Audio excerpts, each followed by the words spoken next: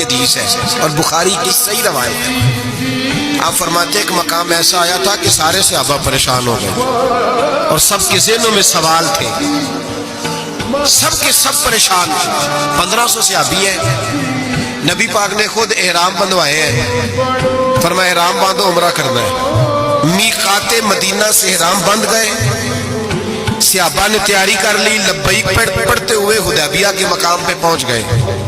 قریش مکہ نے روک لیا، 1 2 4 بندے نہیں 1500۔ احرام کس نے بندھوایا؟ کس لیے باندھا ہے؟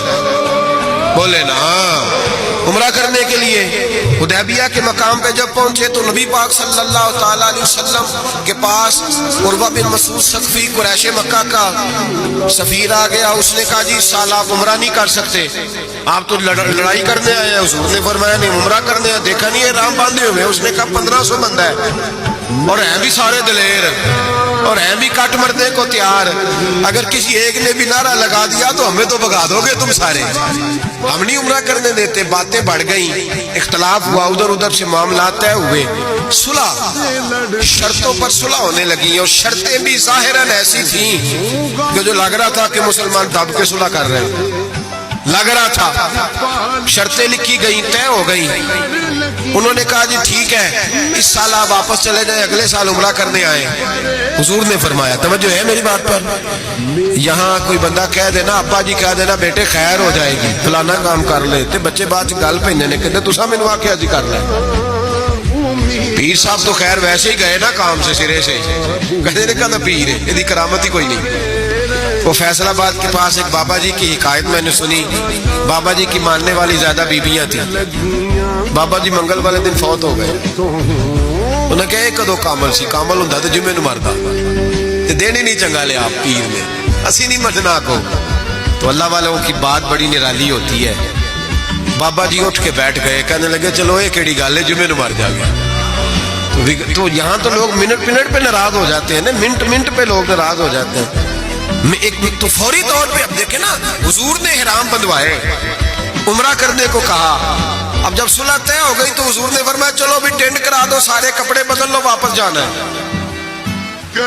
اب صحابہ کے ذہنوں میں سوال ہے کہ آپ نے کہا تھا چلو عمرہ کرنا ہے، اب حضور فرما رہے ہیں واپس جانا ہے، طواف کرنا، نہ طواف ہوا نہ صحیح ہوئی، ہمیں تو طواف کے لیے لایا، چلو واپس۔ 1500 آدمی بیٹھا ہے۔ جناب عمر کہتے ہیں جو سب سے پہلے اٹھے وہ ابو بکر صدیق تھے، جو سب سے پہلے اٹھے وہ ابو بکر، کوئی شک نہیں ذہن میں، کوئی بات نہیں، ٹینٹ کرائی، کپڑے بدلے۔ فرماتے ہیں پھر دھیرے دھیرے لوگ نا بوجھل قدموں سے اٹھے، کہتے ہیں باقی تو ذرا ٹھنڈے تھے، بول نہ سکے، میں ذرا تیز مزاج تھا، مجھ سے غصہ سنبھالا نہ گیا۔ میں حضور کے خیمے میں، ترکی کپڑے کا خیمہ نبی پاک نے لگایا ہوا تھا، جاگ رہے ہیں آپ لوگ؟ بڑی خاص بات ہے، خاص توجہ سے سننا۔ ایمان اس طرح مضبوط رہتا ہے، عقیدہ یوں بچتا ہے، ذرا ذرا سی بات پہ ذرا ذرا اس کا، آج میں نے فلانے اسکالر کو سن لیا ہے تو سود کے بارے میں بتاؤ، آج فلاں جناب میں نے بندہ سن لیا ہے، نہ آگے کا پتہ نہ پیچھے کا پتہ۔ جس آدمی کو لفظ سیدھے نہیں پڑھنے آتے وہ حدیثیں بیان کر رہا ہے ٹی وی پہ بیٹھ کے، آج میں فلانی دی گل سن لئیے، ہن انشورنس دی گل دل چھڑو، ایسے ہی 1 منٹ لگاتے ہو بگڑنے کے لیے؟ ہم سے پوچھو، آندھی بھی آ جائے تو اللہ ایمان کی مضبوطی عطا کرتا ہے۔ یہ کیسے ہو سکتا ہے؟ کبھی حاشیہ خیال میں ہی بات نہیں گزری۔ یہ بزرگوں کی نسبت کی برکت حاصل ہوتی ہے، یہ بزرگوں کی نسبت کی برکت، اور دعا فرمائے اللہ استقامت ہی عطا فرمائے، اللہ فتنوں سے محفوظ، سارے آمین بولے، اللہ بچائے ان فتنوں سے۔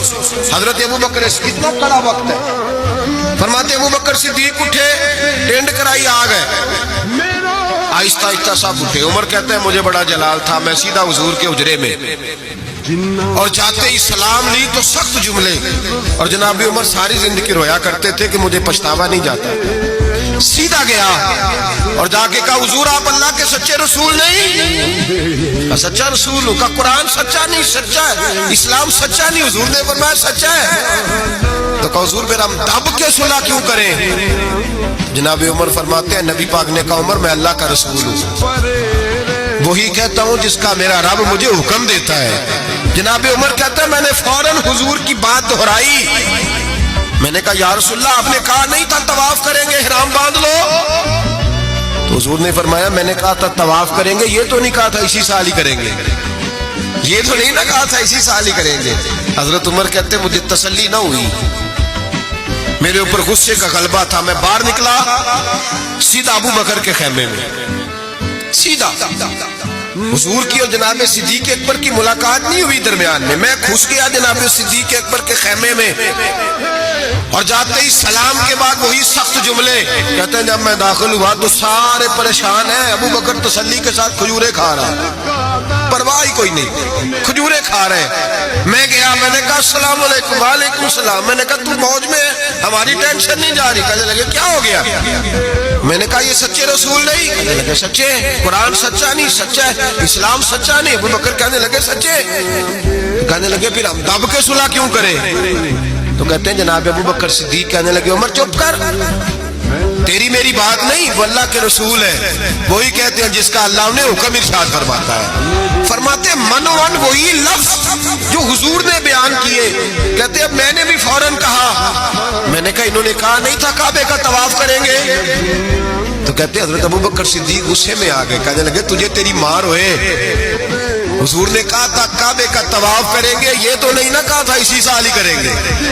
میرے رسول نے کہا تھا تو انشاءاللہ ہم طواف کریں گے, انشاءاللہ طواف کریں گے, لیکن یہ تھوڑی کہا تھا کہ اسی سال ہی کریں گے.